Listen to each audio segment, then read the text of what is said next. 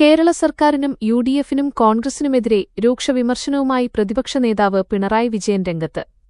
AICC ആസ്ഥാനത്തും Congress ഭരിക്കുന്ന 3 സംസ്ഥാനങ്ങളിലും വന്ദേമാതരം പൂർണ്ണമായി ആലപിച്ചതടക്കം ചൂണ്ടിക്കാട്ടിയ പിണറായി ആർഎസ്എസ് അജണ്ടയ്ക്കൊപ്പമാണ് കോൺഗ്രസ് എന്നതിന്റെ വ്യക്തമായ തെളിവാണിതെന്ന് ആരോപിച്ചു.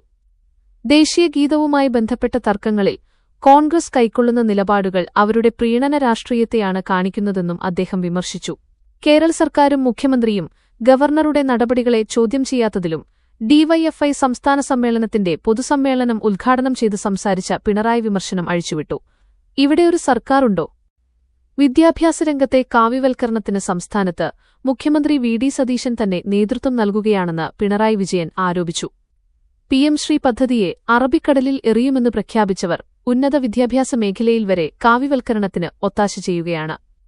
കാലടി സർവകലാശാലയിലെ പ്രതീകാത്മക പ്രതിഷേധത്തിന്റെ അടക്കം പേരിൽ ഗവർണർ ഡിജിപിയെയും പിന്നീട് പിഎസ്സി സെക്രട്ടറിയെയും വിളിച്ചുവരുത്തിയത് ചൂണ്ടിക്കാണിച്ച് സംസ്ഥാനത്തൊരു സർക്കാരുണ്ടോ എന്ന് പിണറായി ചോദിച്ചു. 1 ലക്ഷത്തോളം സന്തുഷ്ടരായ ഉപഭോക്താക്കളും 2 ലക്ഷത്തോളം തിമിര ശസ്ത്രക്രിയകളും പൂർത്തിയാക്കിയ മലബാറിലെ ഏക കണ്ണാശുപത്രി Al-Salama eye hospital, hospital road, Perinthalmanna.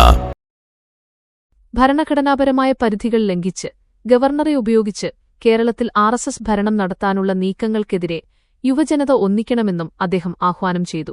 വഖഫ് നിയമവുമായി ബന്ധപ്പെട്ട് കേരളം സുപ്രീംകോടതിയെ സമീപിച്ച കാര്യം പരാമർശിച്ച പിണറായി അമുസ്ലിങ്ങളെ ഒഴിവാക്കി വഖഫ് ബോർഡ് പുനഃസംഘടിപ്പിക്കാനുള്ള നീക്കത്തെയും വിമർശിച്ചു.